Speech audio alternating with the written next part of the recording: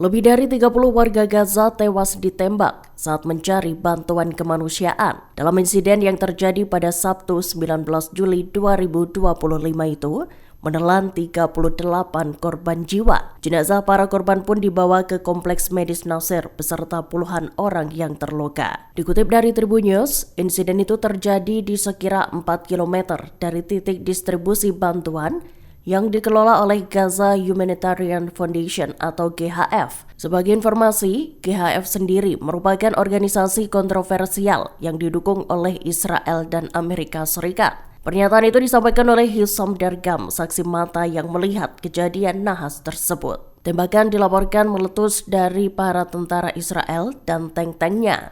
Di sisi lain, militer Israel menyatakan bahwa pasukannya mengidentifikasi tersangka yang mendekati mereka selama operasional di daerah Rafah, tepatnya sekira 1 km dari lokasi distribusi bantuan.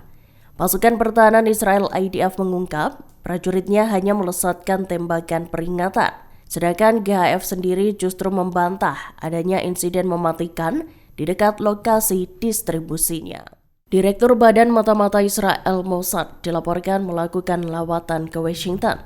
Ia disebut hendak meminta bantuan dari Amerika Serikat untuk membujuk negara lain agar menerima warga Palestina yang direlokasi. Dikutip dari Al-Mayadin Minggu 20 Juli 2025, Kepala Mossad David Barnea menyebutkan bahwa Israel telah mengadakan diskusi khusus. Pihaknya mengklaim diskusi khusus itu dilakukan dengan Ethiopia, Indonesia, dan Libya.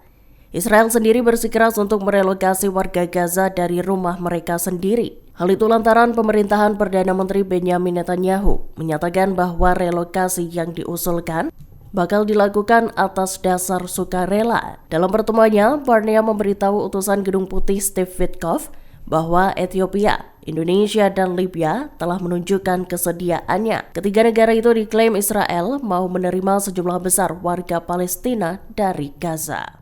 Pemimpin Hizbullah Naim Qassem menolak keras usulan agar pihaknya melucuti senjata. Hal itu seperti permintaan Amerika Serikat pada pimpinan Hizbullah bulan lalu. Dikutip dari Al Jazeera Minggu 20 Juli 2025, Qassem menyatakan bahwa Israel akan memperluas wilayahnya di Lebanon jika tak ada perlawan. Lebih lanjut, Qassem menyatakan bahwa Hizbullah tak akan menyerah.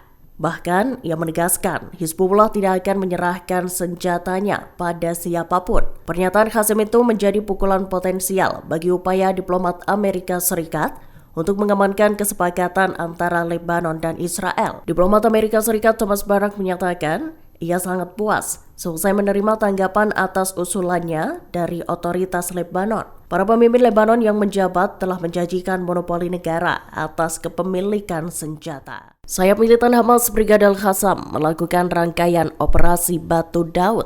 Dalam rekaman yang dibagikan pada Sabtu 19 Juli 2025, operasi itu menarget pasukan pendudukan Israel di jalur Gaza Utara. Al-Qassam menyatakan serangan yang dilakukan ditujukan pada pasukan Israel yang bergerak maju ke kota Jabalia. Menilik rekaman yang dibagikan, 3 pejuang Al-Qassam tampak sibuk menyiapkan alat peledak. Kemudian seorang pejuang Al-Qassam menembakkan rudal ke salah satu tank yang terparkir. Di saat yang sama, seorang anggota Al-Qassam lainnya tampak berlari mengendap-endap ke arah tank Israel. Ia lantas melemparkan alat peledak ke dalam tank pasukan Zionis tersebut. Ledakan besar pun terjadi beberapa detik setelahnya.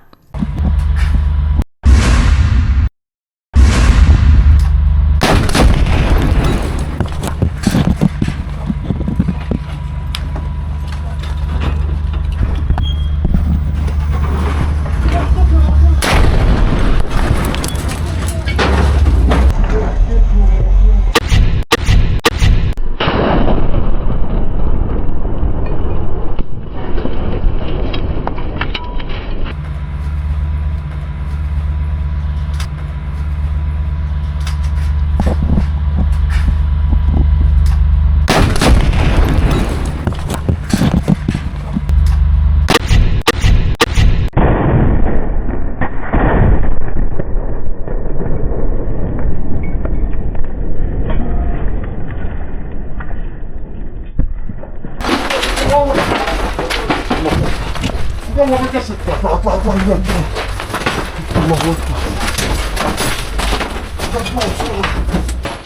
Menteri Luar Negeri Abbas Araghchi menyebut gencatan senjata antara Israel dengan Iran sebagai sesuatu yang sangat rapuh. Ia pun menegaskan bahwa Iran sepenuhnya siap untuk memberikan respons tegas jika gencatan senjata dilanggar. Dalam wawancara selama kunjungannya ke Tiongkok, Araghchi pun menguraikan prasyarat untuk dimulainya kembali perundingan mengenai program nuklir Iran. Saat disinggung terkait situasi pasca serangan Israel dan Amerika Serikat terhadap Iran, Araghchi menyatakan bahwa hal itu merupakan tindakan agresi terhadap Teheran. Dikutip dari IRNA News, Minggu 20 Juli 2025, Araghchi menyebut Iran tak punya pilihan selain membela diri. Menteri Luar Negeri Iran itu menekankan bahwa negaranya tak menginginkan dimulainya kembali permusuhan. Namun Iran selalu siap untuk memberikan tanggapan tegas atas pelanggaran gencatan senjata. Lebih lanjut, Araghchi mencatat serangan terhadap fasilitas nuklir Iran menunjukkan bahwa tak ada opsi militer untuk menangani program tersebut. Menurutnya, seharusnya ada solusi diplomatik yang diterapkan. Abu Ubaidah, juru bicara Brigade Al-Qassam, memberi peringatan tegas pada Israel. Ia menyatakan Israel akan kehilangan lebih banyak tentara jika perang di Gaza terus berlanjut. Dalam sebuah video yang dirilis pada Jumat 18 Juli 2025, Abu Ubaidah menekankan bahwa Hamas siap untuk kembali bertempur. Militan Palestina itu akan melanjutkan serangan di seluruh Gaza dengan tujuan untuk membunuh atau menangkap tentara Israel. Dikutip dari IRNA News, Ubaidah menyatakan bahwa ratusan tentara Israel telah terbunuh selama perang sengit di Gaza. Juru bicara sayap militan Hamas tersebut memperingatkan bahwa Israel harus siap menerima jika nantinya banyak tentara yang pulang di dalam peti mati. Dilaporkan, para pejuang Hamas tengah berupaya menangkap tentara Israel dalam beberapa minggu terakhir.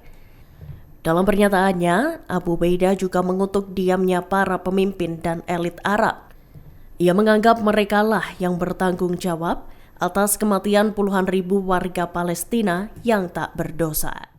Paus Leo XIV dikabarkan melakukan panggilan telepon dengan Perdana Menteri Israel Benjamin Netanyahu Jumat 18 Juli 2025.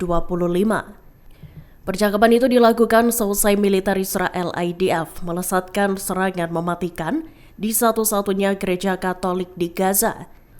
Paus Leo menelepon Netanyahu saat dirinya sedang berada di kediaman musim panasnya di Castel Gandolfo, selatan Roma.